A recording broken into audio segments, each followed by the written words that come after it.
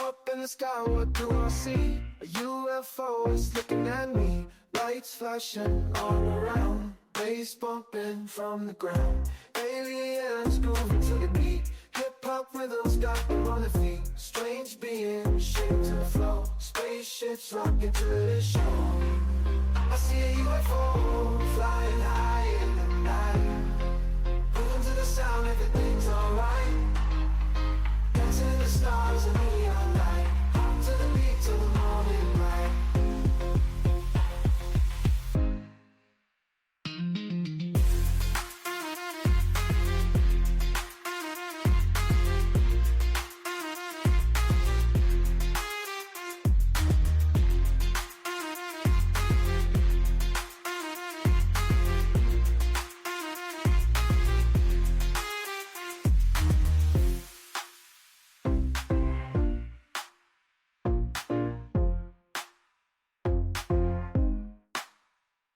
I see a UFO flying high in the night, moving to the sound, everything's alright. Dancing in the stars under neon light, hop to the beat till the morning bright. I see a UFO flying high in the night, moving to the sound, everything's alright. Dancing the stars and neon light, hop to the beat till the morning light.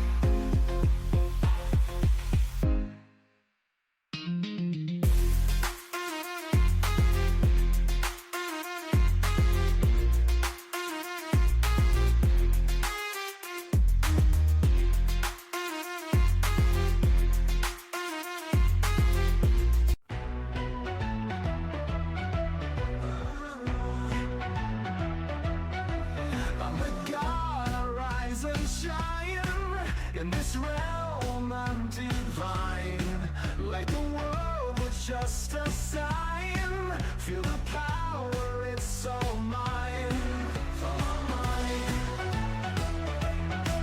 Thunder claps, the sky obeys.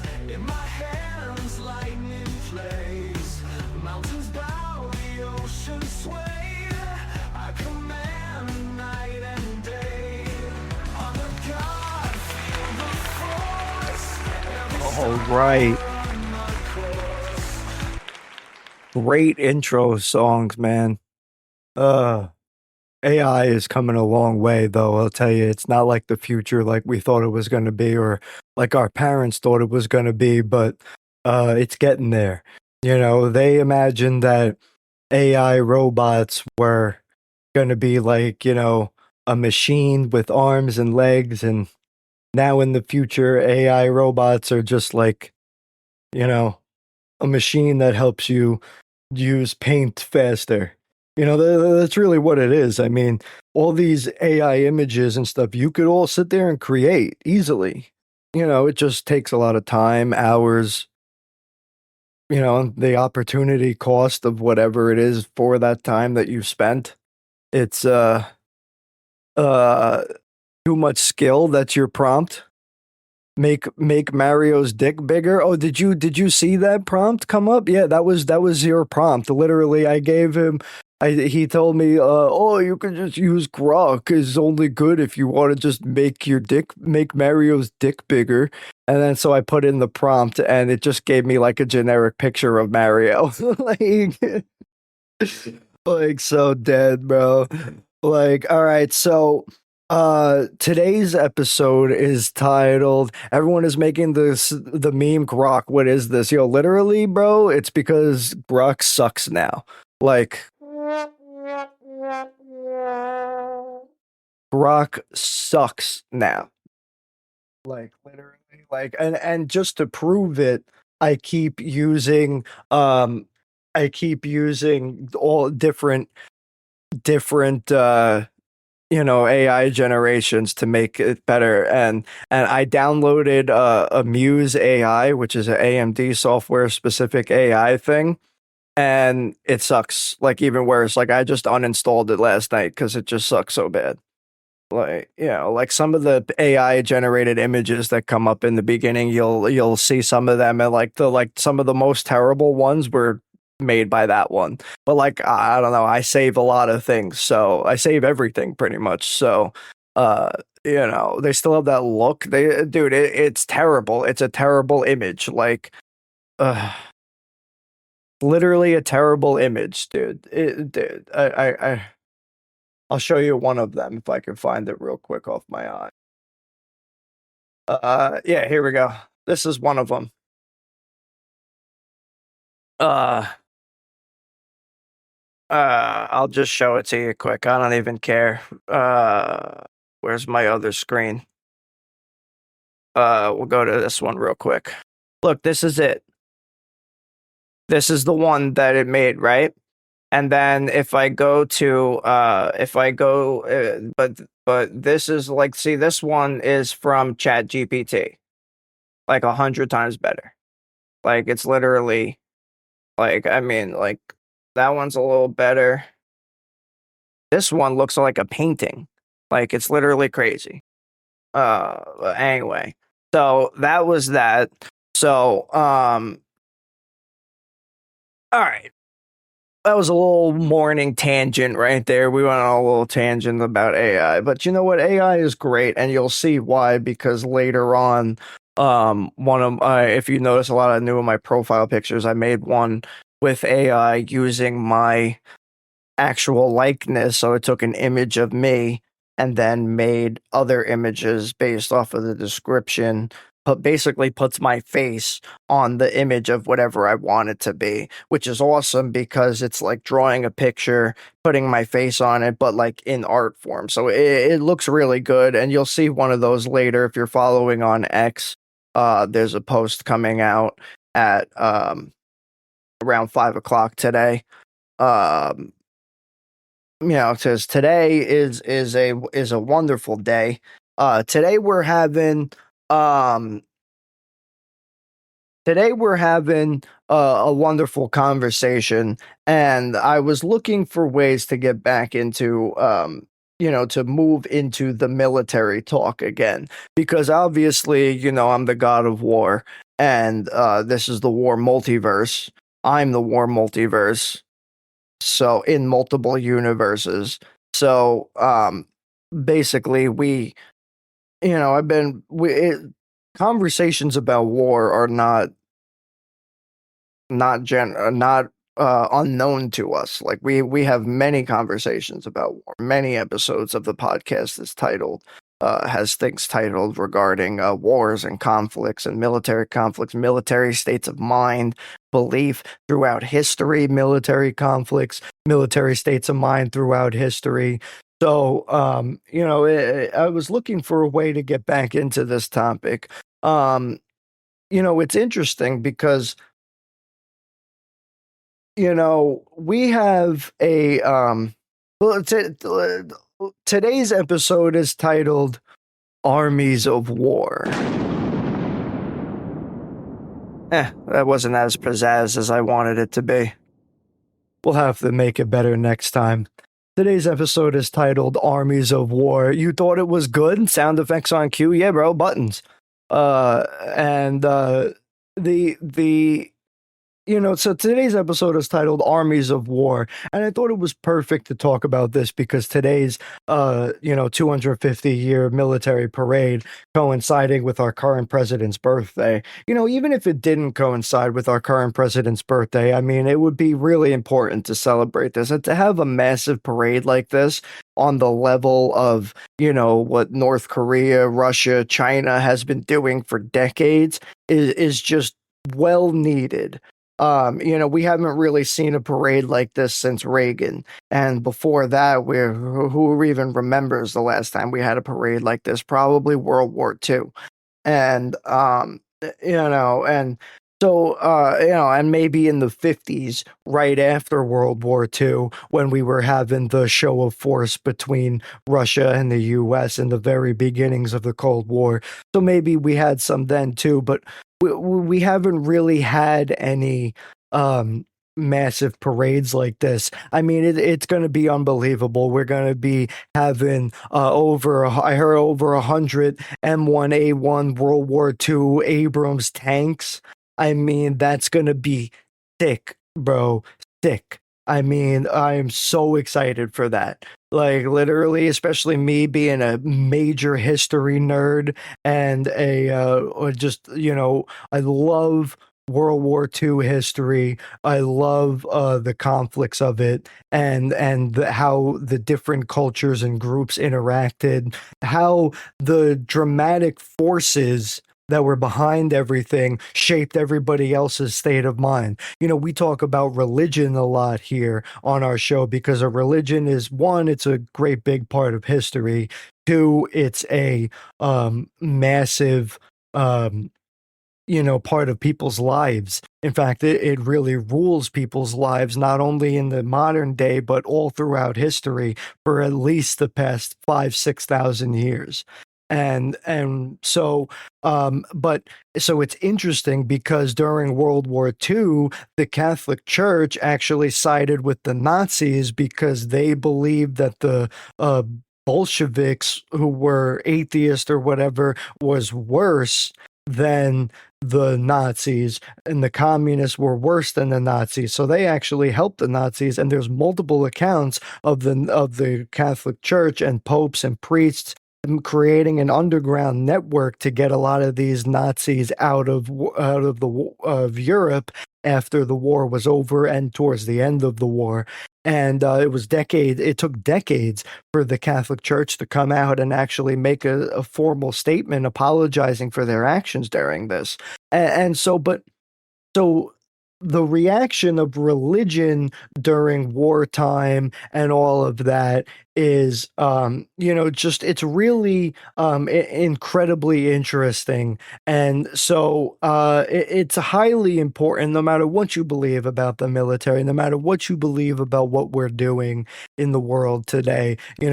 Supporting for our troops and supporting for the military is highly important. You got to remember, I mean, I know that, a lot of these guys and girls or whoever signs up, um, you know, they have this belief that they're helping their country, and it's great and it's true, they really are. But when you're there in the front lines and, at the end of the day, you're fighting for you and the guy next to you because it's just when you're there, there's nothing else.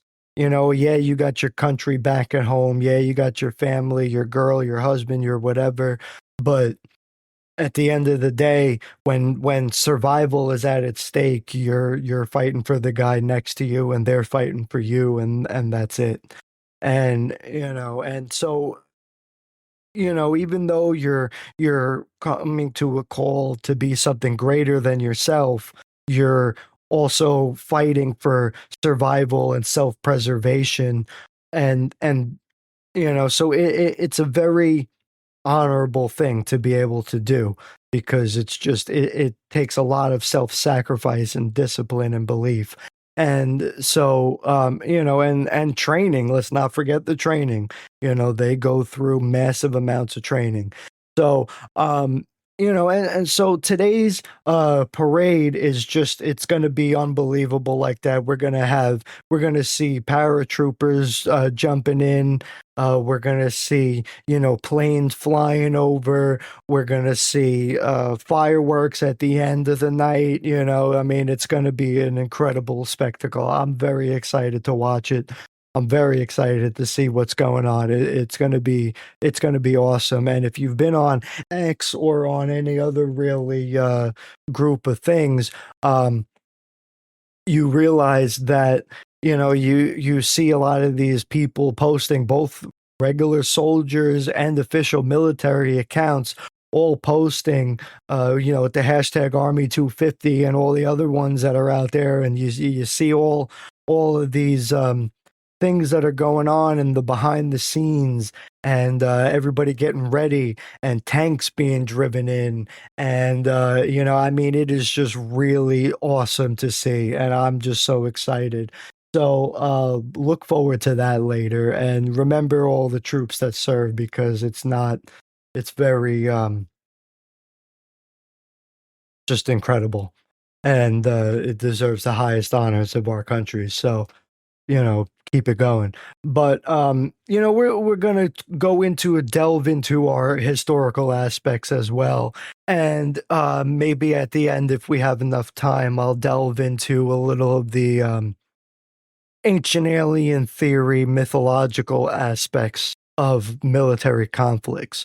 But back in the day, actually, you know what? I say that I'm gonna wait to delve into that, and I realized that I was just about to delve into some of these, because it all ties into religious beliefs and historical aspects and everything. And I'm taking a sip of coffee, so have a sip of coffee too. It's fantastic.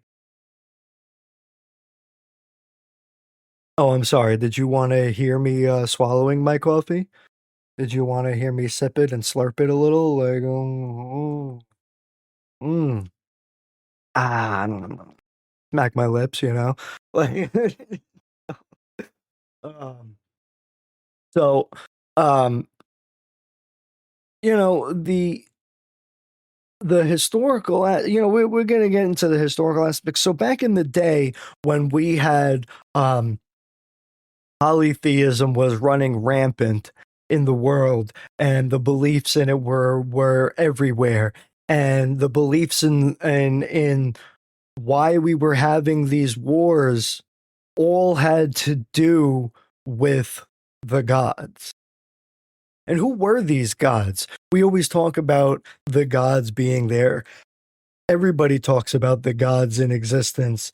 Everybody talks about even the one god, even the one singular God we talk about in existence. Who are these gods? Are they just omnipotent beings, a disembodied voice in the heavens, a symbol that you see in the sky that means nothing except through your interpretation? How about all of the above? The answer is these beings, these gods, were really extraterrestrials.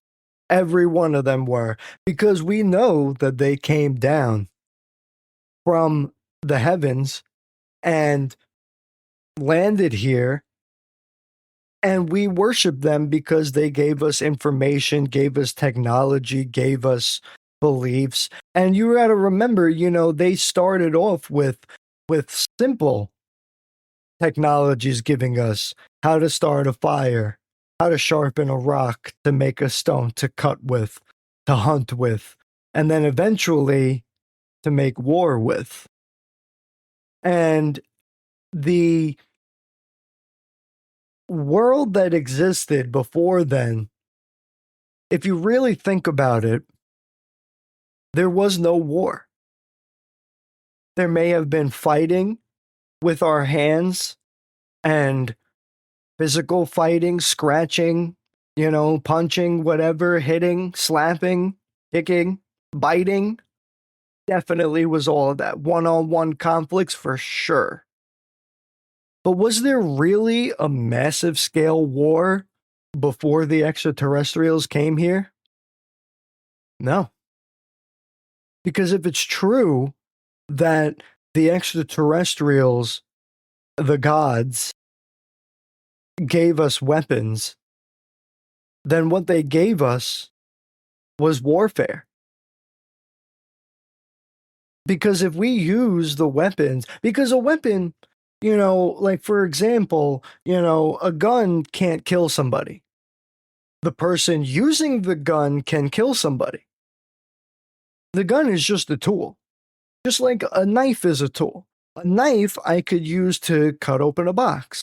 I could use to slice up a piece of chicken, chop up an onion, stab somebody.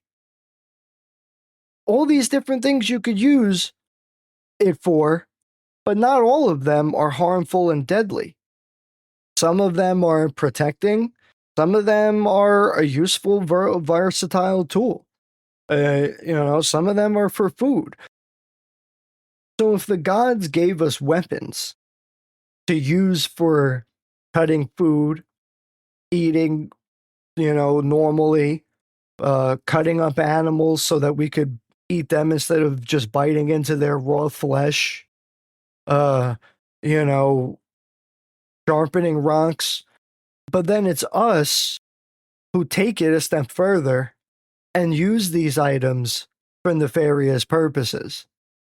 And these nefarious purposes would be to kill, to harm, to maim, to make war. So we don't, having a knife is not necessarily a bad thing. It's how you use it. But if, according to legend and mythology, the gods gave us these weapons to use for a certain reason, and then we use them for another purpose, well, they were still given to us by the gods. So the gods gave us weapons which allowed us the ability to make warfare. So you can therefore argue that warfare is a natural part of humanity. Is it though? I don't agree. I think that it's all perspective and perception, interpretation. How you perceive the universe is how you're going to act on the universe.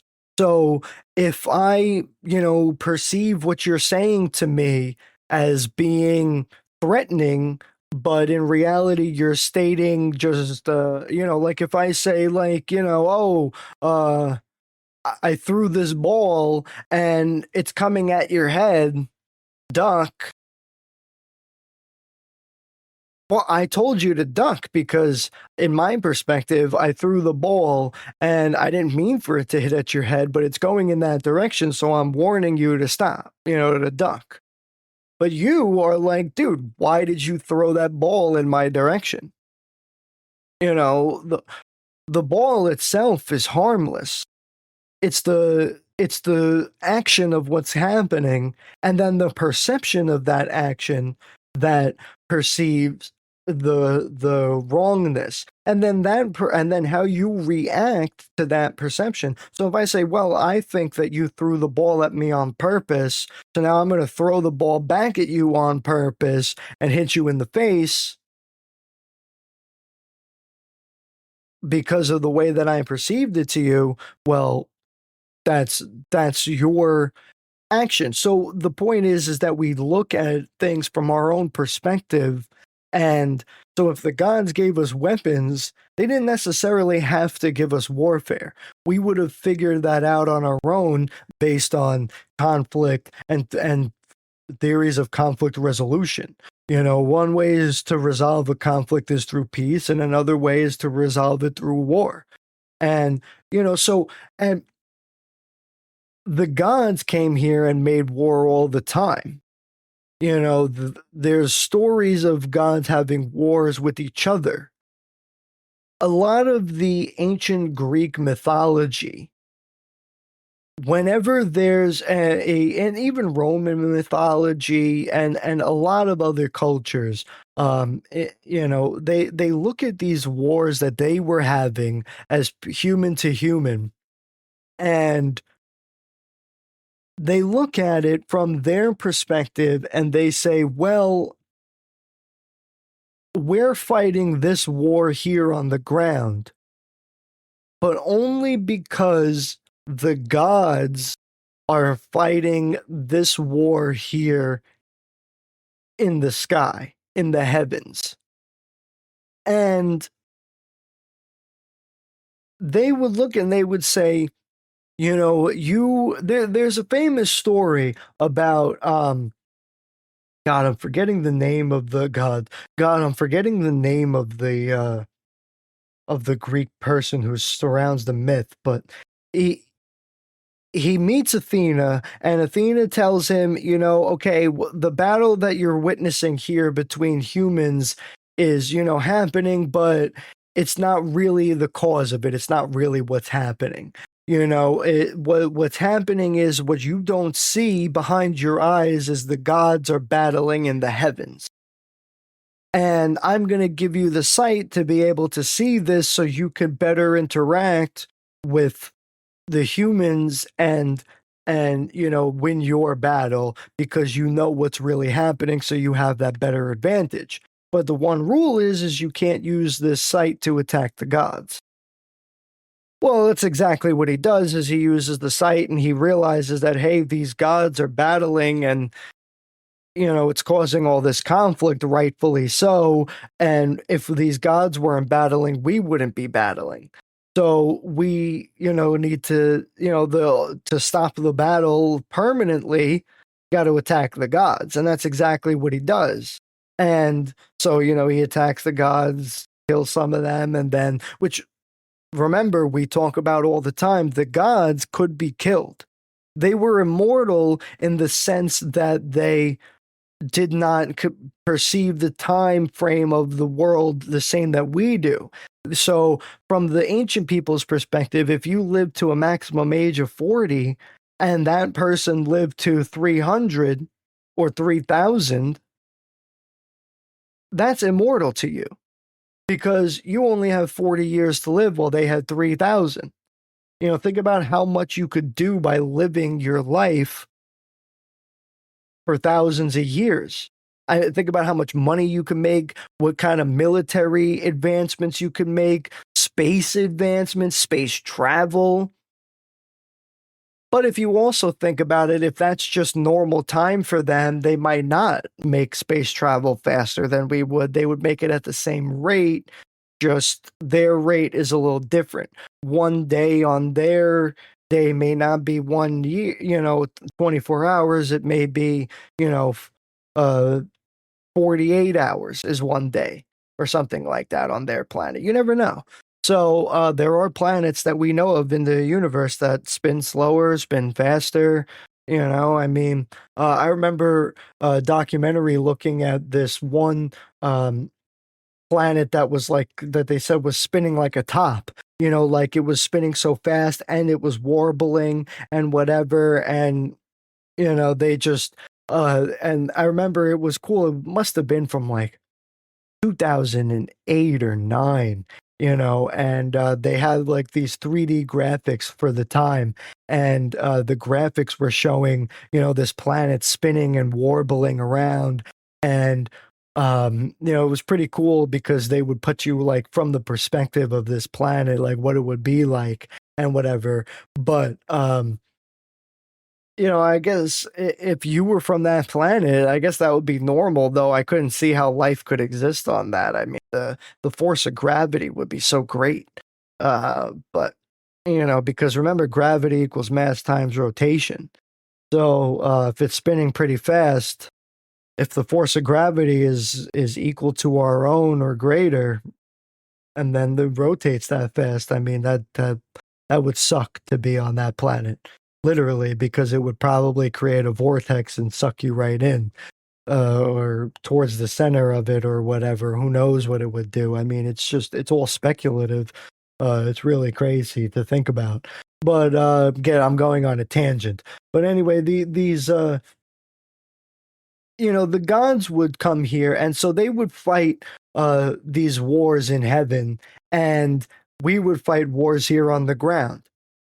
Now, it's interesting that you would talk about how the gods were fighting wars in heaven, because later on in Christianity, we talk about the one God and the former battle that happened in heaven between the one God and the angels. Well, if you just translate that to multiple gods and the gods fighting a battle, you're really talking about the aftermath of the battle of the gods, which the Greeks called the Titanomachy. And so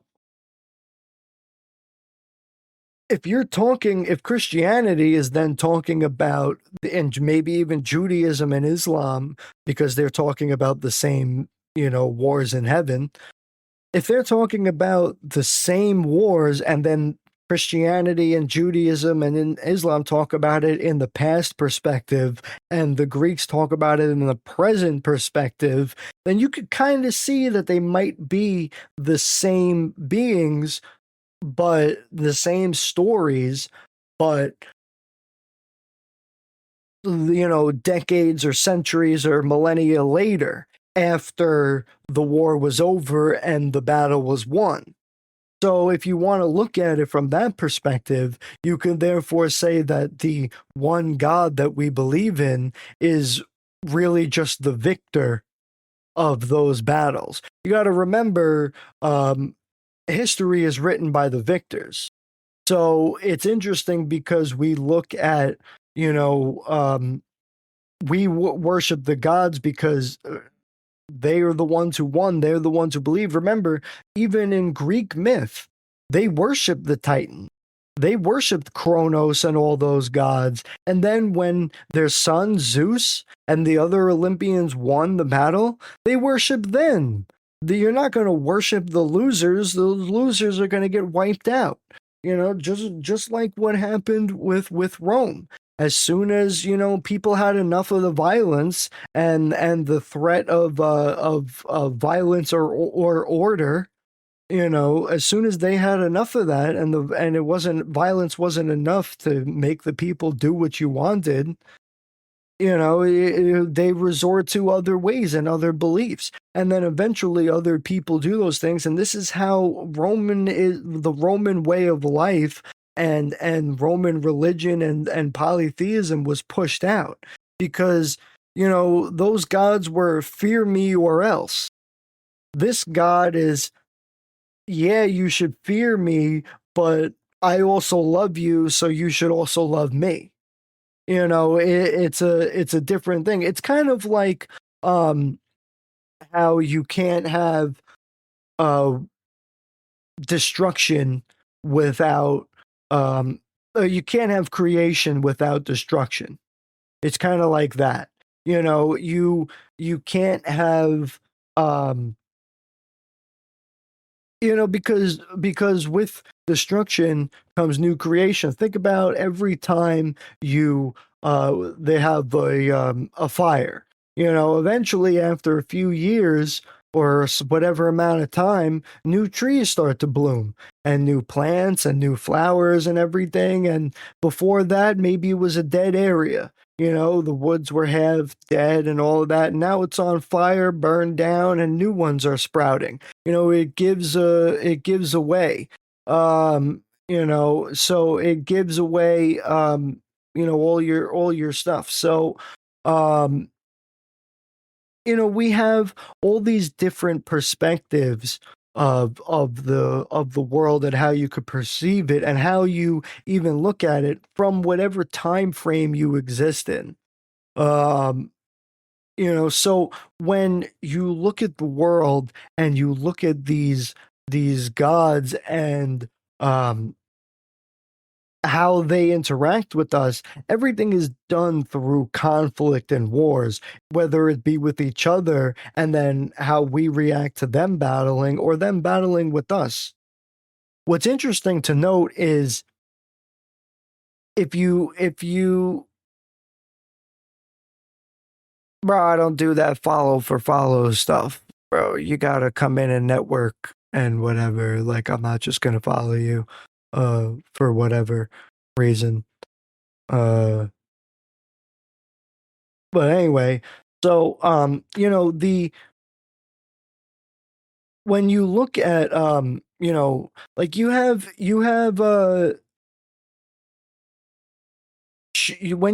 when you look at these different religions and their beliefs in the gods. I forgot what I was going to say before, but when you have these different religious beliefs in the world and in the gods and all these different things, you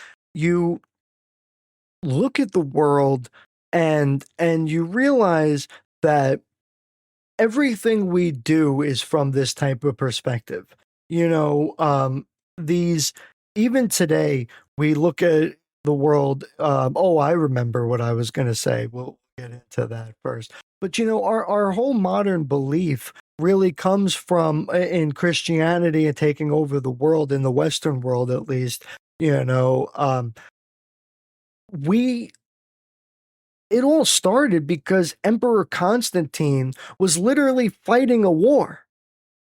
And he saw this giant flaming cross in the sky and literally was like, okay, I will worship you, a god, if you grant me victory in this war. I mean, it all started because we're going to be in a war. It all started from battle and conflict. And you argue, well, how could religion be conflict? It's all about peace. Not every religion is about peace. And not every religion, just because you promote peace, doesn't mean you can't fight a battle and a conflict. And just because you're fighting a battle, some battles are fought with words. They're not fought with, they're not fought with anything else really. You could fight your whole battle with a conversation, and it doesn't have to be a physical conflict, but we're not going to call it a military conflict. But so these and when you look at with creation and destruction, when you look at all these different gods, they all do the same thing. They always say the same type of thing, that we're the god, we'll worship you and help you. We'll help you if you worship us, and we'll say these things, and you support us and our claim to be the god. Isn't that really just claiming a king? Because each one of these gods are claiming a king. Now I'm going to go back to what I was saying before, because I want to keep a little focus on military conflicts and not just the gods and stuff. We have plenty of time to talk about that. But if you read Zachariah Sitchin and his beliefs in in the Anunnaki and in his interpretations of the Sumerian cuneiform tablets and everything, if you look at what he's saying, there's periods of conflict and military conflict between the gods. Many periods of conflict. But then he describes a specific time when the gods first use men, human beings, as man, the Adamo, as they call them, the men, when they first use these beings to fight wars for them. He describes a time, and it's written in the cuneiform tablets. Remember, we're talking about, if these cuneiform tablets, were compiled in about 3,500 to somewhere between that, ish BC, they were talking about a time that was, 5 to 10,000 BC, or longer before, when these gods existed in their perspective. That's the time frame that they're talking about. Is they're talking about this instance is happening centuries and thousands of years before the time of what they're talking about now, which is well, the time of when they're writing it in the cuneiform tablets. But what he says is basically that these gods got tired of fighting with each other and making war with each other, so they eventually used humans as their pawns to make war. This relates back to the Greek myths because if you look at the Greek myths as what we just said before about how they said that, when you're fighting this battle here, what you don't realize is that the gods are fighting in the background. Well, that's a very poetic way to say that the gods are using human beings as pawns to fight for their war. And how would you do that? It's actually very simple because the gods would they would control certain areas when they were here on the planet. So, there were the gods of the southern realm, which, was Hades, the gods of the underworld, which we think of it as being under the earth. But in their eyes, it was actually south of the equator. It was like Africa. And so Hades was really the god of Africa, and then you're like, oh, it's hot there. Well, yeah, it was hot in Hades because it's hot in the central continent of Africa and in a lot of the plains and deserts that are there. Freaking hot, So like now you know why it's hot as Hades, right? Because it's literally a hot climate. Okay, like so now you know where the saying comes from. And then hot as Hades turned into hot as hell.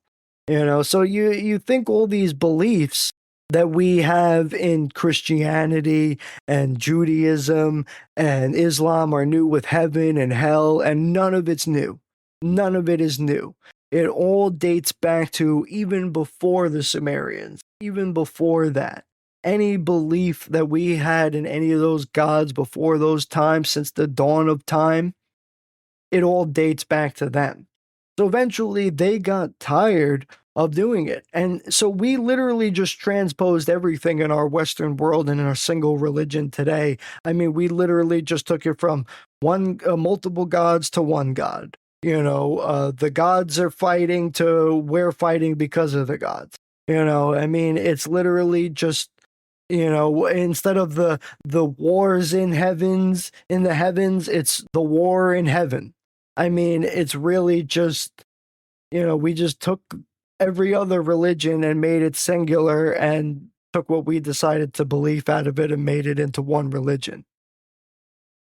I mean, because you got to remember, Jesus was all about peace and getting not being in conflict. And why was he not being in conflict? Because he grew up in Roman Jerusalem. In Roman controlled Israel. Rome was a military dictatorship.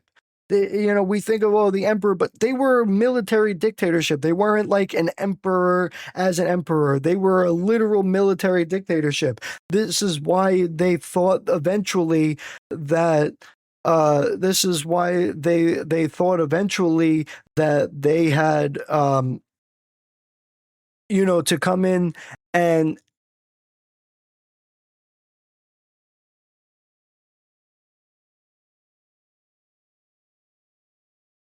this is why they had freaking dumbasses come in and chat. All right, whatever. I'll just leave it. So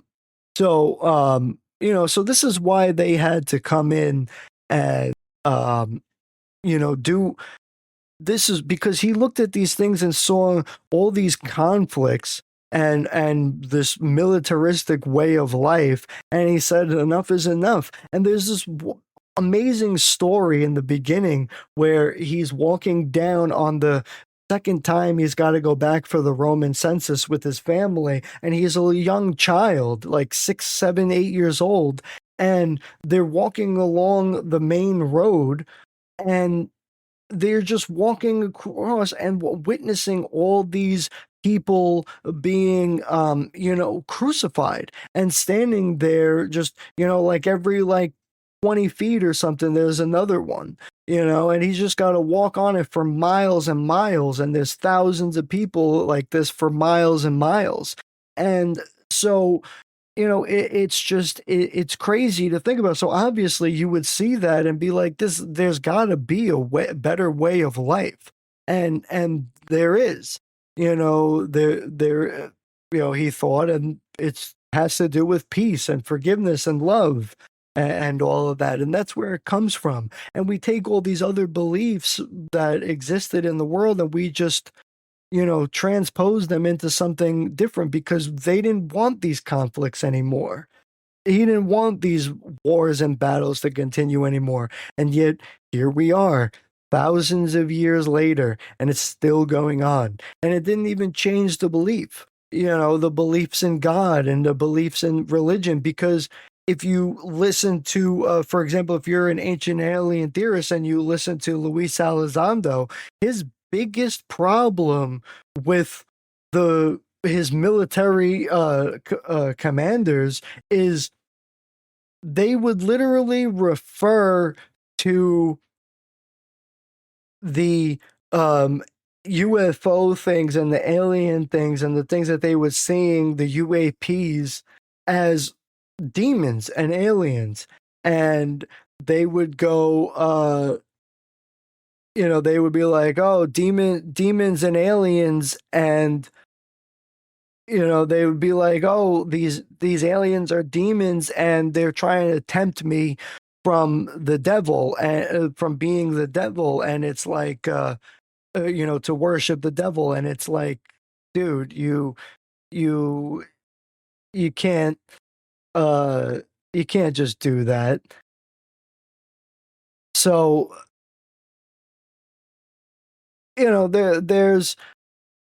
there's all these different views of how to do that. I mean, like, like Luis Elizondo looked at this and was like, really? Like, you're the one who told me to go out and investigate this stuff. Now I'm telling you my results, and you're telling me that it's demons trying to take you away from believing in Jesus. And it's like, dude, like you're it's like, dude, like, really? That's what you take out of this, is that it's demons. It's not nothing scientific, nothing whatever. What if it's not aliens? What if it's like an interdimensional being or uh whatever, and it's like, dude, like, why are you doing this? They have they have all these different perspectives of everything. So that's his disgruntle of why he left the military and all of that. But it's like okay, I get it, but I'm a big believer in, if you want to change things, be that change. Be the change that you want to see. So getting out of the military and getting out of your position of power and command to make a point is, in my opinion, the exact opposite of what you should do, the exact wrong way to go about it. Because in reality, you're literally looking at it from, like, well, if you don't believe what I believe, I don't want to be a part of you. But if you believe that, you want to, if you believe that you want to, uh, get into it, and if you believe a certain thing, then stay in it. And if what you believe is right, show it to them. Show them the proof that's undeniable. Show them the proof that literally allows you to look at them and say, oh, this is why you're wrong, and here's the proof, and here's the results, and here's what we know and understand. And so they literally would just look at this and go, oh, I'm but he literally looked at this, and other people look at it and say, "Oh, well, you don't believe what I believe, so I'm out." That's wrong. It's wrong. You need to stay into it. So, they literally go and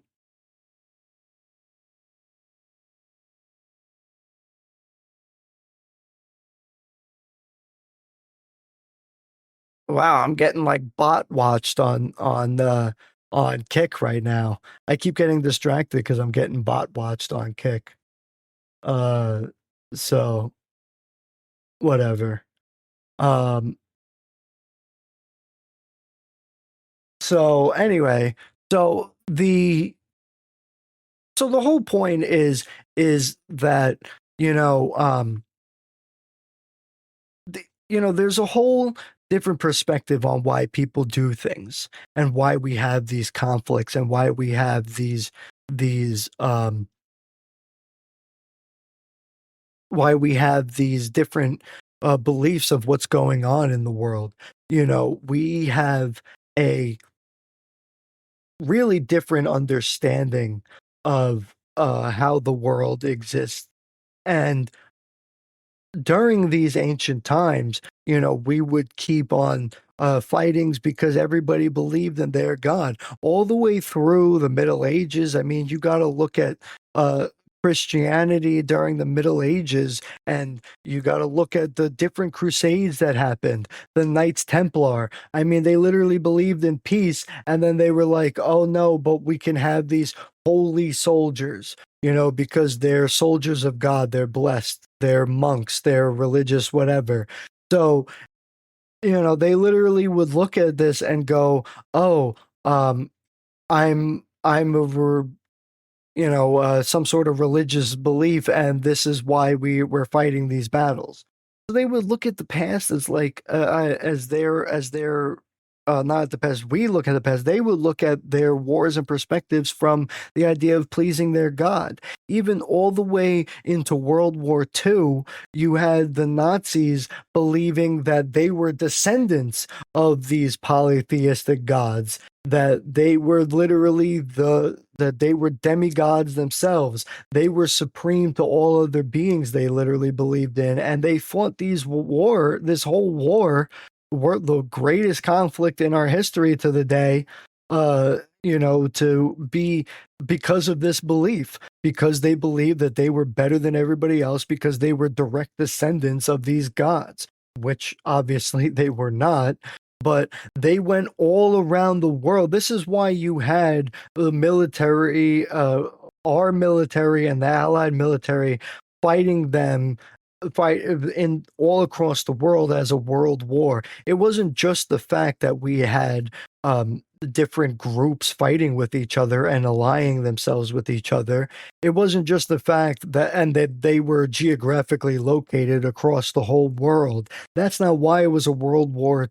Also, it's partly why, but it wasn't 100% why. It was because in the pre-years before and during, the Germans sent out military parties with archaeologists and scientists and whatever to go and inspect these different areas and dig and search and all these things so that they could go and find the proof that they were the descendants of these demigods, or the gods, and they were the demigods themselves. So they literally were going around starting all these conflicts and wars because they believed that they were descendants of gods, that they were gods themselves. So religion has everything to do with battles all the way up into the modern day. Look at just yesterday. Just yesterday, Israel and Iran exchanged blows, massive amounts of blows. And if you look at any person who's of any historical, um, framework, person who's trying to identify, uh, the future of what's going to happen regarding military conflicts, They look at it and they go, this would be a great way for World War III to start. Not great as in they want it to happen, but great as in the ultimate way for it to happen. This would be the kicking off, the shot heard round the world, they would say. And are we looking at that? Possibly, maybe. I mean, it depends, but they would see this and say this and say, "Oh, this is exactly what we would look at and we would say as being the start of being another conflict." But just yesterday, they exchanged blows, and what's going on there?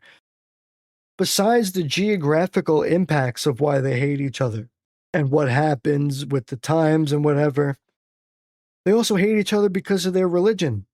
You got to remember, Islam and Judaism differentiate only because they follow the different son of Abraham.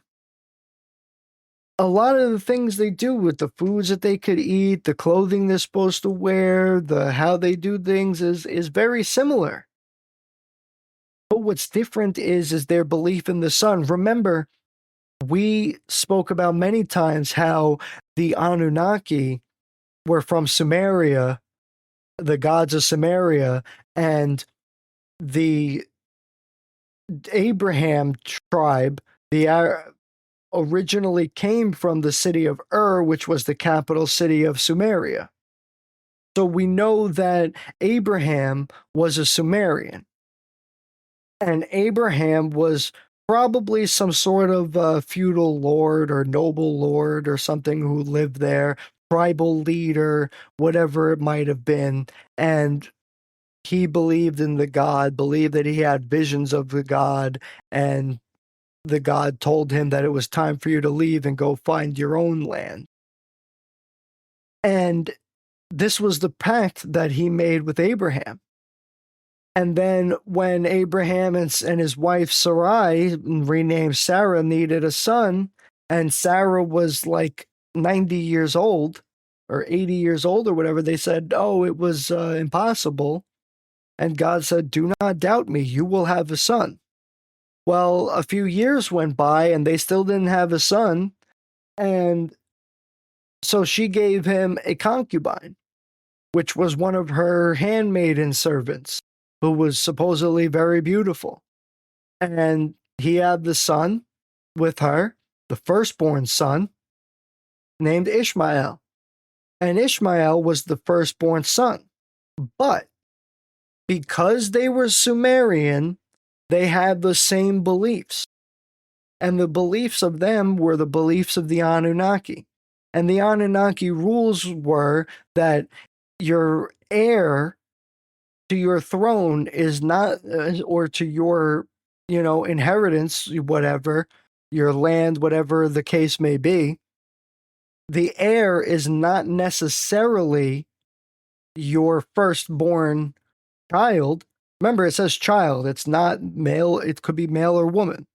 It's not necessarily your firstborn child. It's the firstborn of the union between you and your half sister. Why is that? I don't know. Maybe it has to do with gene splicing. You get 75% of the same gene. I have no idea. But that's what they believed. And we know that Sarah was actually Abraham's half sister. So when Isaac was born 10 years later to Sarah, and they said she's like 90 years old at this point, or 100 years old at this point, and he says, I'm going to I'm pregnant. And he says, God says, well, yeah, I told you you would have a child. Didn't mean that you would have it on your timetable and your perspective. So now Isaac is now the firstborn of the union between Abraham and his half sister, which makes Isaac the heir, even though he's not the firstborn. This draws conflict between Ishmael and Isaac and Sarah and Huda, I think her name was. Oh God, I'm getting as bad as names as I am with as with dates. I gotta uh, refresh my memory. Gotta hit that reset button, um, or restart button.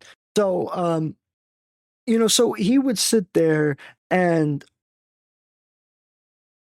so they started this whole conflict, and eventually they kicked Ishmael and his mother out of them and made them start their own tribe, and these became the children of Ishmael, which became the followers of Islam over centuries and decades and millennia.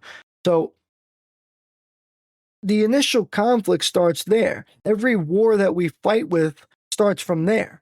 So to yesterday, when we saw these battles, this is a continuation of it. And even then, for thousands of years later, they still believe the same things. They're still fighting the same battles. They still believe each other is pure evil. They still believe each other is pure wrong in their worship of God. They believe all these different things that for thousands of years that makes them hate each other, and so they don't care. And they and Israel says that Iran has stated on more than one occasion, which is true, that they would wipe them out if they had a nuclear weapon. So, those missiles that you could be seeing were could be nuclear weapons heading into Israel. I mean, Israel's not that big. Like, one weapon might destroy all of it, whereas in Japan, it only destroyed a city. And Japan's not as big as our country, so it's the conflict for these wars and this battle do not go and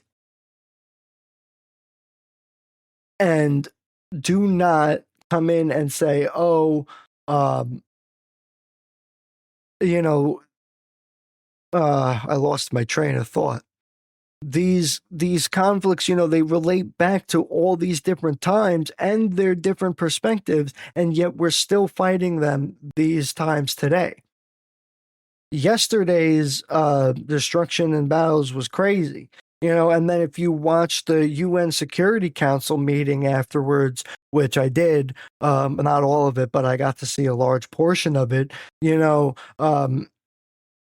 called Israel terrorists. Israel says that Iran was 2 weeks away from having a nuclear bomb. And if they had a nuclear bomb, Iran's stated goal was that they were going to use it to wipe out Israel. And which, is crazy because for many reasons, obviously, but you would also be hitting your own people. I mean, think about the nuclear fallout. Look at World War II with Japan. Think about how many millions of people got sick or developed cancer or died from decades and decades later after all the exposure, their parents' exposure, everything. So, um, these, so these, um, these conflicts really date back to multiple historical perspectives. We started off in the beginning of of the episode talking about how we fight for religious beliefs and perspectives, our own perspectives and beliefs, and how we fight for the preservation of others and their own self-preservation. We fight for all these different reasons that put it into our frame of belief and perspective and religious perspective. I'm really excited for today's parade. I hope we get to see some demonstrations. I hope they have I hope they have like in their tent setups and stuff. I hope they have demonstrations. For example, it would be really cool to see for young kids who are maybe like in high school now, thinking about what sort of career they wanted to go into. Remember, for me, if I didn't have these injuries, I'd never be on the internet talking to you guys. I'd never, or maybe I would, but in a different compassion.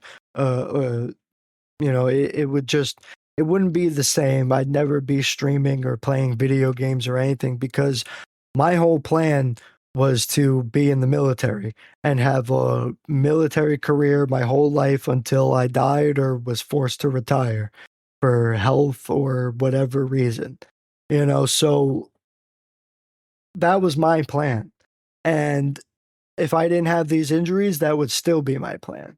And so the point of for me saying that is because I think that it would be wonderful that this parade and all this other thing is going to do wonders for recruitment and showing people, the wonderful things in the military, especially if, you come like me and you don't come from a lot of money and, your family can't afford to put you in a nice school and you're not going to get that many student loans or gifts, grants, all these different things. You're not going to get those types of things.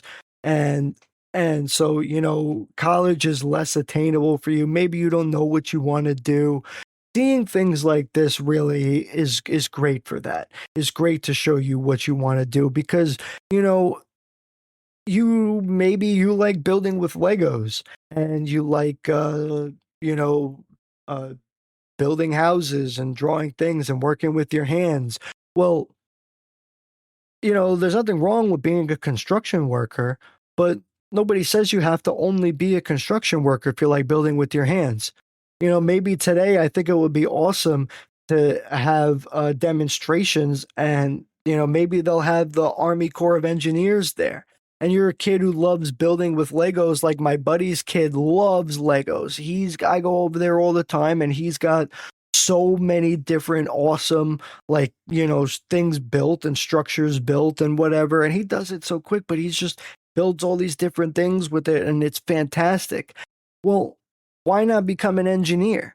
And sure, you could maybe make a lot of money being a private engineer. You could also probably do a lot with being a public engineer or a military engineer. Look at the Army Corps of Engineers. I spoke about on a couple different episodes um, where we have,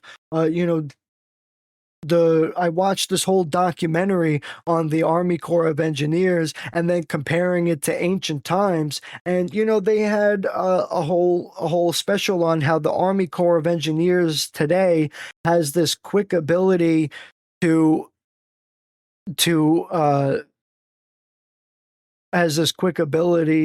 go and literally come in and say, oh, they literally would go and say, oh, um,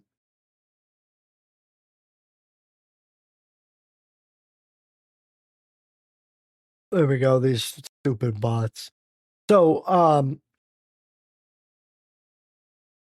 so they would literally have the comparisons to, or maybe not even a comparison, but inspiration also for them do it. So they would literally have these now these like places where they could take these pre-made structures and use them to to build a bridge across something in like no time flat.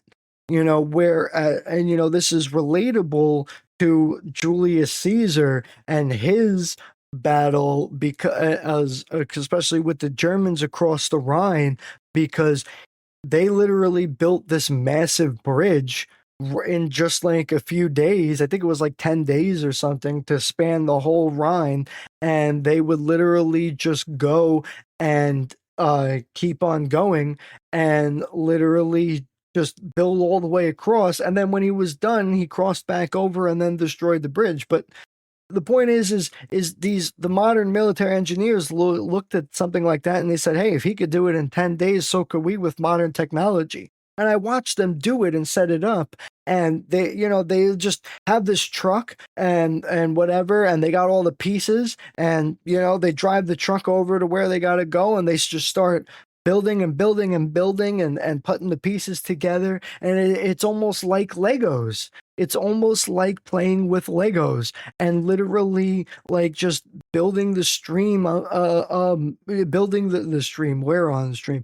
Building the bridge over and over again, and like you have like a piece of Legos. It's crazy. And I think it's so awesome. And I think that if they had these, I think if they had these different demonstrations that they could show people and younger people today, I think that would be awesome. Um, to show kids, for who are looking for a career and wondering what they want to do in their life. I think that would be fantastic. Because you know, one of the famous quotes is everybody wants to fight a battle, and for the glory and honor, but it's literally just the most boring thing you could do. Fighting battle is in wars is some of the most boring thing you could do. It's 90% standing around and 10% combat. Ask any soldier, that still rings true today.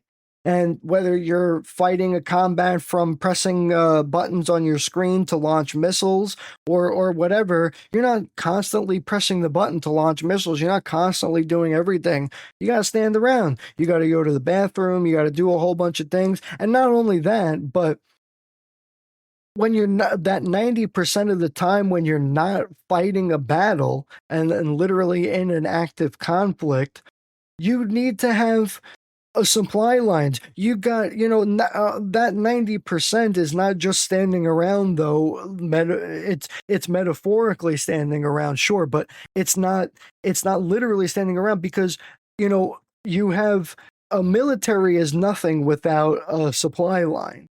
So you have support troops, you have guys delivering gas, driving the boat, driving the car, driving the ship, driving whatever vehicle you got to do. Bringing your food across, setting up a tent, setting up a medical tent. These are all the back end things that people don't think about when you think about a war. You think about a soldier going up and a Roman soldier with the gladius, a Japanese soldier with the katana. You think of a modern day soldier with a rifle or an AR or something.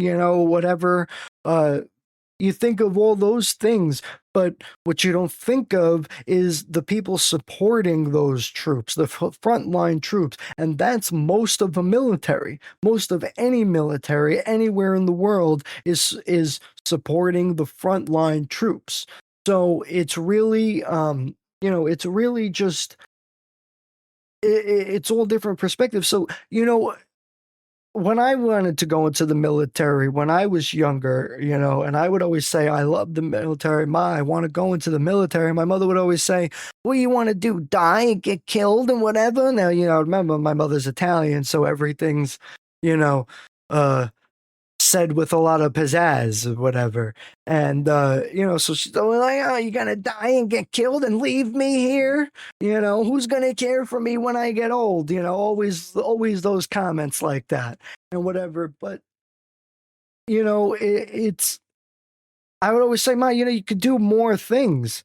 I mean, today, even a lot of plane fightings today, a lot of our planes are fighter jets. It's not always air to air combat like it was in World War II, and you got to remember a lot of those planes are support planes, are fighting. You got to drive the military commander somewhere. He's got to fly from here to there.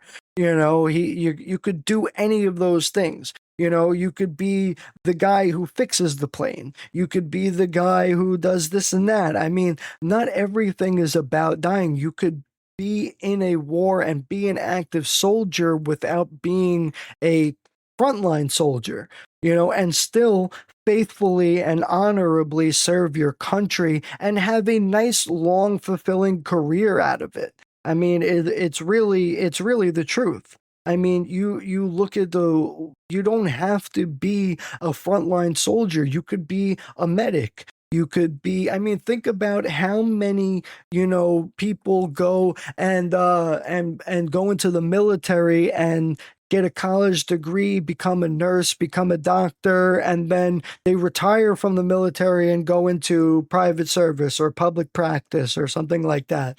And whatever. I mean, I remember, I have an issue where I'm not afraid of needles, but for some reason, whenever like a needle goes in contact with my skin, and I get I get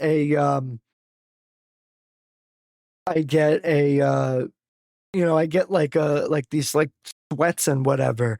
And it's weird because I'm not afraid of the needle. I know what's going to happen. I'm perfectly fine and accepting of it, but I still get like that. Weird, right? Got to be some sort of other reaction. But it's funny because I would always get my blood work done at the doctor's office, and the first couple times I did it, and I would get all like woozy and whatever. The nurse was great. She would just talk me through it, and she'd be like, "Oh no," she's like, "Don't you worry. I see the every time I had to take blood, I used to be an army nurse," she said, and every time I had to take blood from these big, bad, tough guy soldiers, they'd cry like little girls and wince from the pain. And you're doing 100 times better than that. And I'm like, I hope you're just saying that and not just. But if that's true, then that's kind of funny. Which is true. It is kind of funny, but I mean, everybody feels pain differently, takes, that has a different perspective on things. So, she was definitely just saying that to make me feel better, but, and to, make my perspective better. But she's also not wrong in a sense because everybody has their own perspective. What's not as painful to me is painful to others. What may be or totally damaging to my body, it is not damaging to somebody else. So it's all perspective, and it's crazy how people think of those things, but it's really it's cool in a way too. I mean, because the world is, I spoke last time about unity and everything, and it's kind of funny that we're talking about wars and conflict today when I just spoke about unity last time. But it's interesting because the everybody's perspective. If people didn't have a different perspective on everything, we'd all just be robots.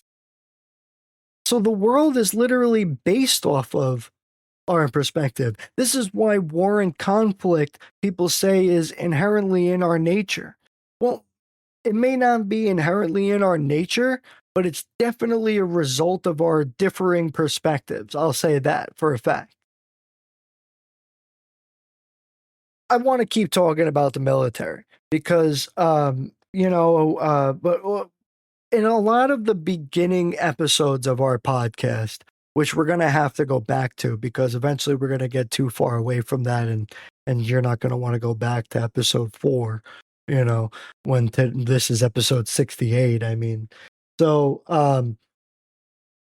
but in the beginning we talked a lot about warrior mentalities and states of mind, individual warriors, and it's really cool to look back in the different ways of people used to believe. For example, in the Middle Ages, we just spoke about how, oh, that was my neck. Did you hear that? I wonder if you heard that in chat. Um, people had these differing perspectives are exactly what um cause our differing conflicts. I mean, in the old days, in the Middle Ages, we just literally spoke about in the beginning, a little bit ago in our conversation today, that these um different beliefs are just are inherent in our perspectives. But not only that, but we also spoke about how the Christians in the Middle Ages gave these peaceful monks the ability to commit war because of it's a holy act, because God wants them to to create a war and a battle, and to fight these battles, as long as it's okay, as long as it's on God's behalf, and but that's only your perspective, because from the people who fight on the side of Islam, especially during the Crusades, they were fighting on their God's behalf. So what's the difference? The difference is your perspective. That's really what the difference is. And so these differing perspectives are just like are really what drives the force forward. Because but what's interesting too is in these Middle Ages, especially when you weren't the holy knight like the Knights Templar, and you were just a regular knight for your king, you know, a lot of them had we know about today, like you remember from history learning about chivalry and all of that from the Middle Ages, and the chivalric codes and everything. Well, that's another state of mind for how you're going to govern yourself through conflict and battle and all these things. And that state of mind echoes throughout the centuries and the millennia, and throughout different cultures. For example, if you look down, if you're on Twitch, or you see some of the um, different, I consider, if I were to pick any religion to believe in based on my own um, studies and teachings, it would be Japanese Zen Buddhism. And Japanese Zen Buddhism combines Shintoism, Buddhism, and and the samurai way of mentality. Japanese Zen Buddhism originally developed from when the samurai because the samurai would go, and most of the time the samurai would fight individual battles. And it wasn't, each individual samurai would go to a place, call you out, and you would fight a one-on-one battle to be, the reigning samurai champion. And that's how the wars back then were fought. It was really just like one guy versus another guy. And then later on, there's that wonderful story of when the Chinese first tried to invade Japan, and they came in with these massive ships. And it's interesting because there was, we know the name of this guy, and but I can't remember the name off my head. But he stood there when the Chinese invaded, and he wasn't the only one, but we remember this guy specifically because there's a historical documentation for it. And he literally stood there with his sword and started standing up, and would go out, and he called out to the entire Chinese armada that was floating in the sea between Japan and China, and literally said, I am so and so, and these are my great deeds, and this is why I'm the battle. Now send out your best warrior, and I will fight him and decide this battle. And the Chinese were like, no, dude, that's not how we do things. We're going to send in the whole entire army, take you over, or bombing you and whatever, with cannon fire. And they did all of that. And from then on, the samurai became organized. And then they developed this shogunate culture where instead of the emperor who ruled supreme, there was the shogun, and then they had lesser shoguns who ruled certain areas and regions and all these things. And so they had all these different, what were they called, the daimyos, and were the lesser shoguns, I think they were called the daimyo. um I'd look it up right now, but whatever. We're getting lower on time for the rest of the show. So so they would look it up, but then during peacetime, they train these samurais their whole life to fight for their wars, to fight the shogun, so they would have an army to fight the other guy. So they could then control that region too and be more praised in front of the shogun. Well, the shogun And the the individual samurai, when their shoguns would be in peacetime and they had nobody to fight, they would hire these samurai to be tax collectors. But you can't have every single one of your soldiers be a tax collector. There aren't that many people. There aren't that many houses to go to tax collect and all of that. You know, so what else are they going to do? Well, there's these massive amounts of these samurai eventually turn to poetry and religious belief and all these different things, and these combination of these things that these samurai turn into ends up creating a whole new belief for them, where they combine their beliefs of Shintoism with their beliefs of Buddhism that were coming in, of peaceful conflict resolution, and you know, so, and then because they believed that the peace was important. Shintoism is not against being peaceful. In fact, it promotes being peaceful. But they also recognize that war and battle and conflict is necessary and a part of life. These people, it was just a part of life. That's all they did. These are the conflicts, these are the living, it wasn't like how we look at it today with all this massive destruction, because they didn't have war with massive destruction like this. They also didn't have the numbers of people that we have today to have massive destruction like this, or the massive infrastructure to have massive destruction like this. But don't get me wrong, they rained terror on people and on their things, and it was very equivalent to the terror that people feel now, especially because we didn't know anything better in regards to larger cities, because we didn't have the capability of building that type of thing. So it was it was just an unbelievable sort of turn of events. So they literally looked at these different perspectives and they combined it together to make what was Japanese Zen Buddhism.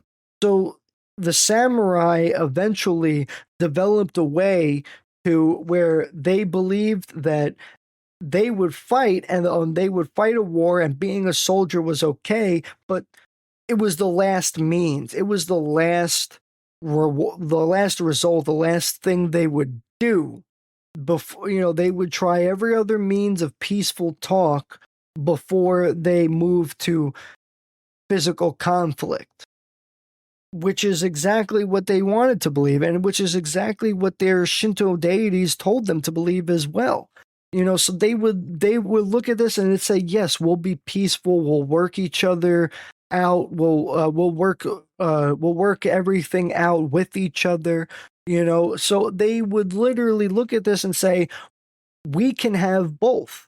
And if you look at Japanese poetry, some of the most beautiful poetry that was written were written by the samurai. They were wonderful. In fact, they called them the warrior poets, because they would write these illustrious, beautiful poems and everything. And you would think they were written by a woman, especially from our Western perspective. You would look at them and say, geez, some woman must have written this, and what a poetess she really is. And in reality, it was written by some battle hardened, soldier, killer, and he yet had these feelings and these beliefs and this understanding of the world, and he would not and he would look at these things from a peaceful perspective and say, well, we can, change our beliefs and use these only as a last result, because peace is there, but we also have conflict that we need to resolve. And sometimes you can't resolve conflict with words. Sometimes that's just the way life is. And yet you must continue on, because if you don't even try to to continue with each other, then all you don't need the peaceful resolutions. You just need to have the war and the conflict.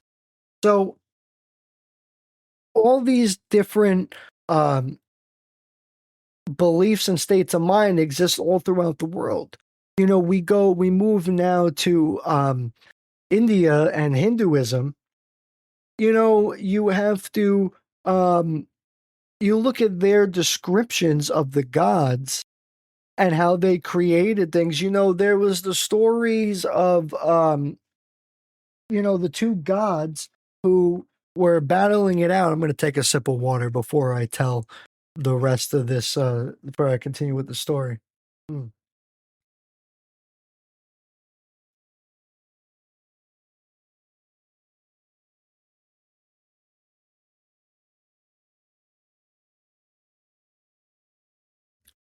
And, oh my God, that's so much better. My throat was getting all raspy and dry. Um, it's so interesting because you have in India really beautiful and poetic ways of describing the gods and their beliefs, because there's the story of the two gods battling it out, and they were fighting with their weapons, they were fighting with their different type of weaponry, advanced technology, whatever you want to call it, that you could read in the Mahabharata, and or was it the Mahabharata? I forget how to pronounce it properly. So, um, they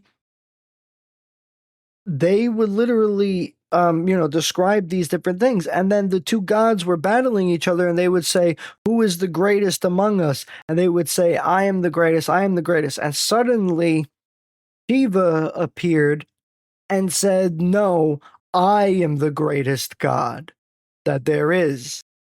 And what's interesting is because Shiva is known as the destroyer, Shiva the destroyer. And but Shiva's belief is you can't have creation without destruction. Just like we said in the beginning, you have the creation, and just like if you were a dying forest, and the forest burns down, and then all of a sudden we have a new forest growing in its place because the dying and burning of them allowed new ones to be created, and new nutrients to be grown, and new life to be supported, and all these things. So you can't have creation without destruction. They're two sides of the same coin, as they say. So Shiva would come in, and then there's all these other stories about Shiva, intervening and creating wars, and he has the Brahmastra weapon, which is described as basically has similar descriptions to a nuclear bomb in our modern days. They didn't call it that. They called it the Brahmastra weapon, the great, heavenly weapon or whatever. But they looked at it from a perspective of this is what you needed to do in order to create new life and new growth. Sometimes you needed to destroy. And maybe that's the key. Maybe that's part of it. And that's why we continue to have these conflicts and these wars for thousands and thousands and thousands of years. Because eventually you can't resolve every conflict with peace and talking. Sometimes a war has to happen. Sometimes that's the way it is. And you don't get a choice. You just have to react to the way it goes. Um, so we have different there are different military conflicts going all around the world, and not every military leader is perfect. Not every military leader can do all the things that you may or may not need them to do, but when you look at um, the world, I wish people would have more open minds, because they literally, um, they literally look and go to the world. I'm not saying this right. Let's reword this. So I literally, I'm not saying this right. So they have, um,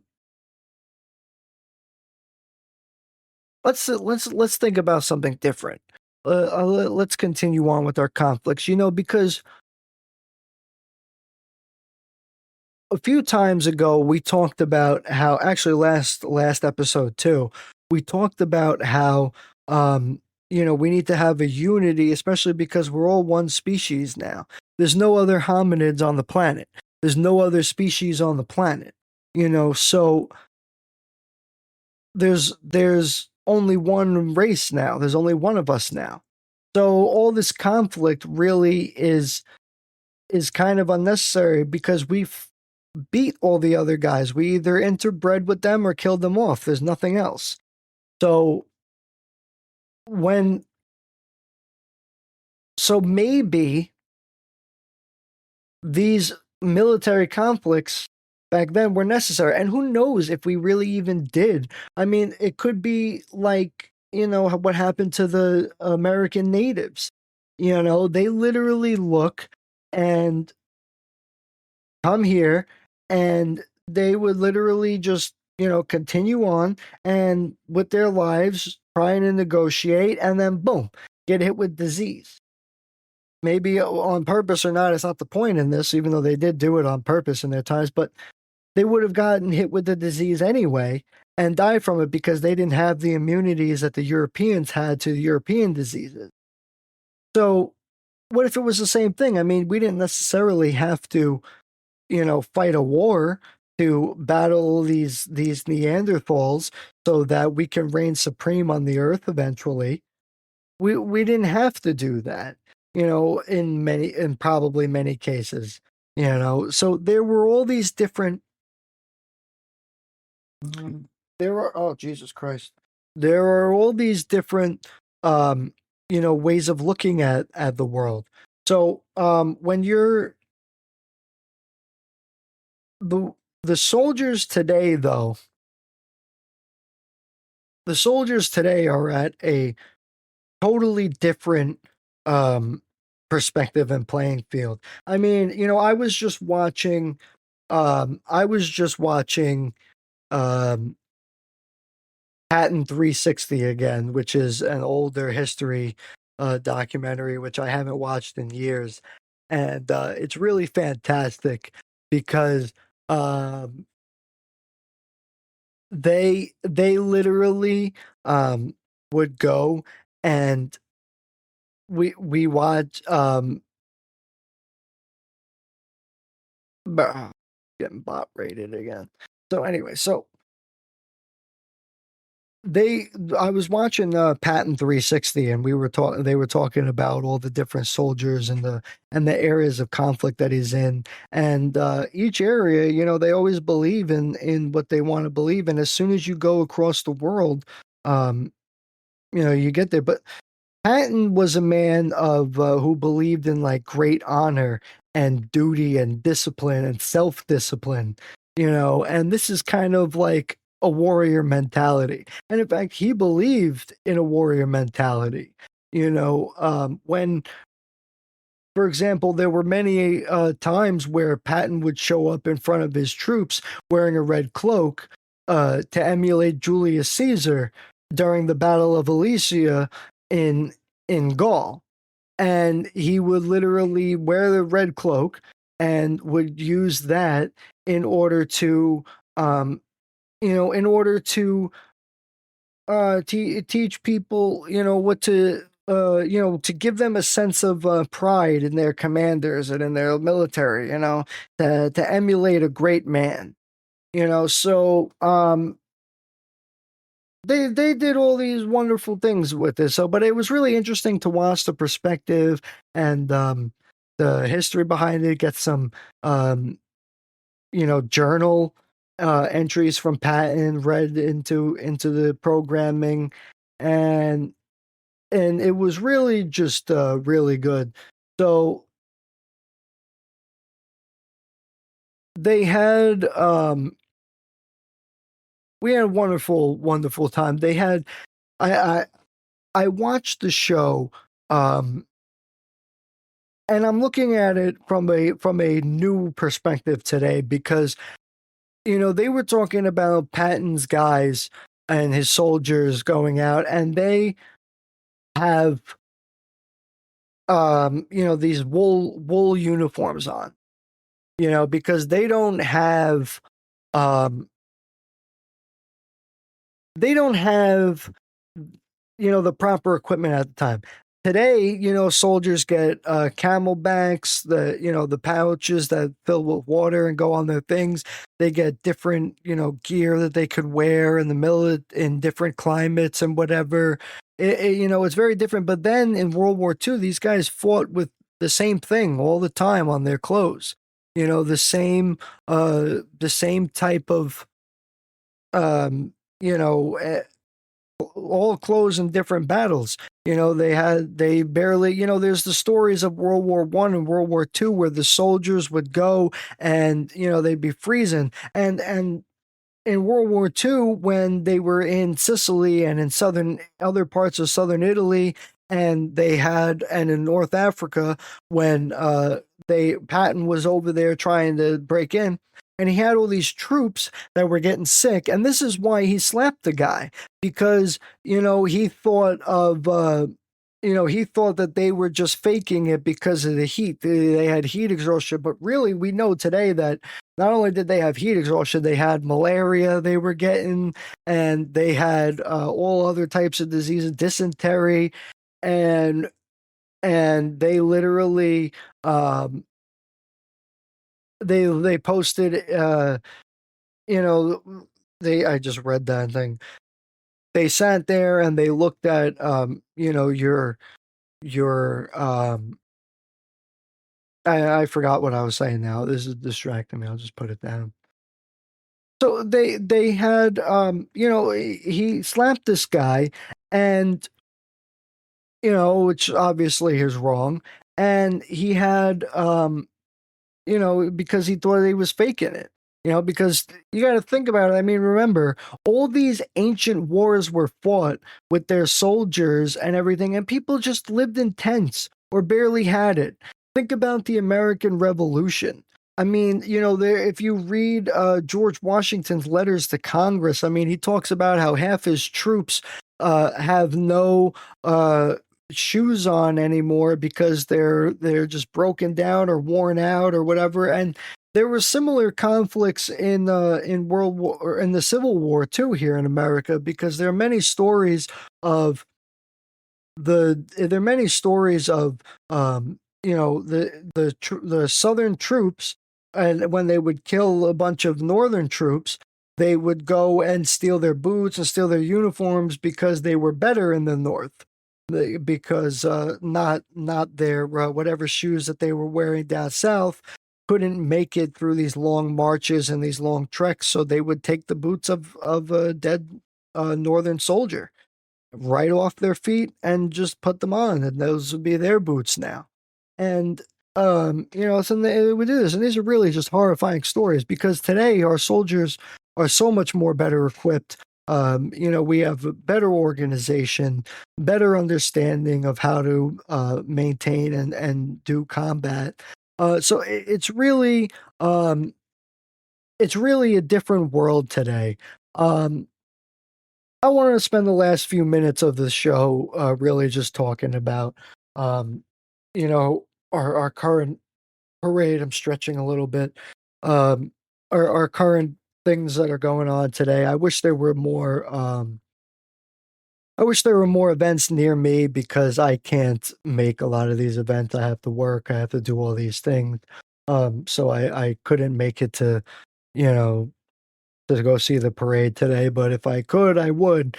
because it's unbelievable. So, but it's going to be so awesome. So I'm super excited about that today, and I have I can't wait to just put it on. And I think there's going to be uh like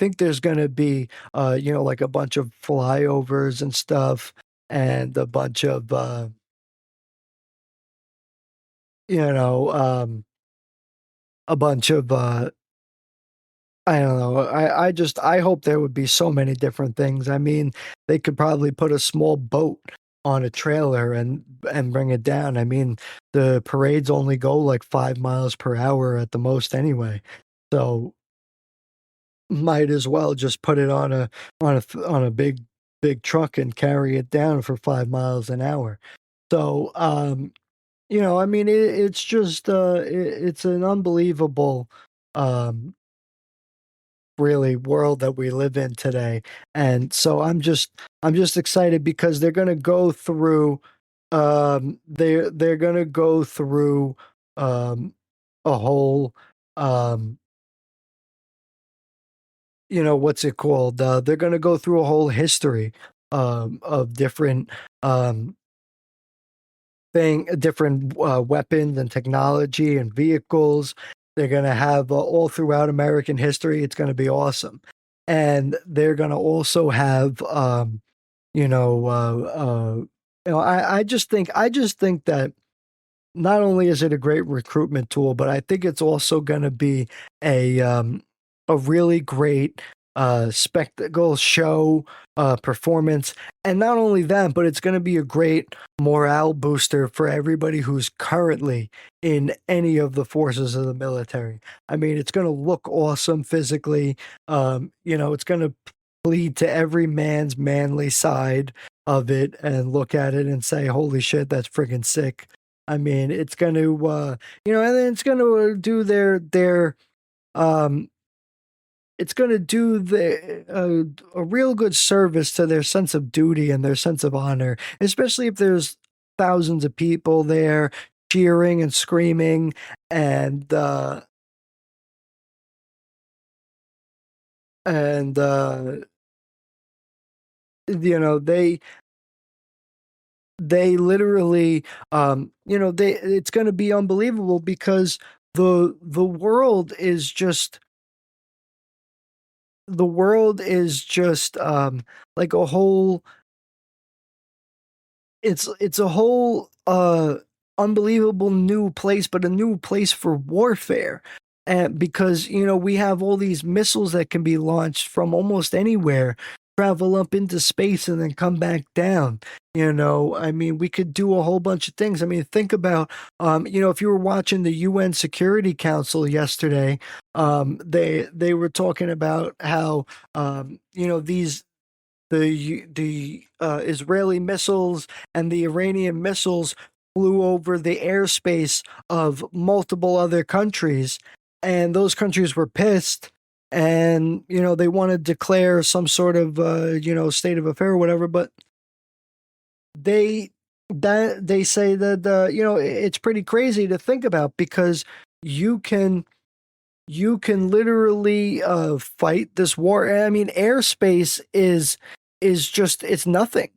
The airspace is just nothing at this point. Um, they there's just nothing at this point, and they literally um look out and they say, "Oh, um, you're it keeps distracting me." So basically, the entire world is really just a multi-conflicted place right now. There's a religious conflict and a belief conflict, a society conflict, and all of it's temporarily being decided through military means. And as soon as the next group comes in, it's all getting decided again by military means. And it's kind of like when's enough, but you need a military to you need to preserve yourself. Number one, we learned that, especially after the Mexican American War and stuff, because and a little bit before that, because like Rome in the beginning, we didn't have a set military. It was always just a ragtag bunch of groups that we then trained and recruited and all of that. And then when their service was up, that was it. And then the next guy came in, recruited, trained, blah, blah, blah. And they just kept on going with that for centuries and centuries. And it worked good until you needed to combine all these different things together. So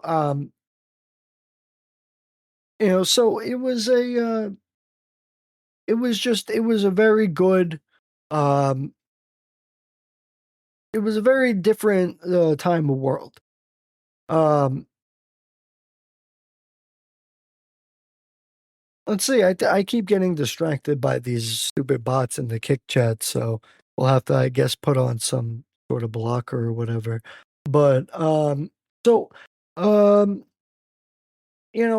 I'm just so excited for today. I hope the rest of you are too. I hope everybody watches it, no matter what your political affiliation is, no matter what you think about our current president. Even if it wasn't his birthday, he'd still be there celebrating because, the president is our military commander in chief, so it only makes sense for him to be there to celebrate. So, birthday or not, that's the way it is. But I mean, dude, I can't believe it's been no 250 years since this country was founded already. I mean, since before then, it's been longer than that since we've been doing a whole bunch of things. Just a few weeks ago was the anniversary of the Tea Party, so of the Boston Tea Party. So that's what was cool about all of that. And yep, so that was awesome. So I'm excited for today. If you missed any part of the episode, don't forget to come back to our follow us live on all podcasting platforms. And I hope you all have a wonderful day, wonderful week, and we'll see you next time. Much love, y'all. Don't forget to like, follow, subscribe on X, uh, so we can so you can stay up for the up to minute news. And new changes are already out to our website and are coming out. Newer changes are coming out soon. So don't forget to follow on the website and check that out. Much love, Chad. I love y'all. Peace. Have a great day.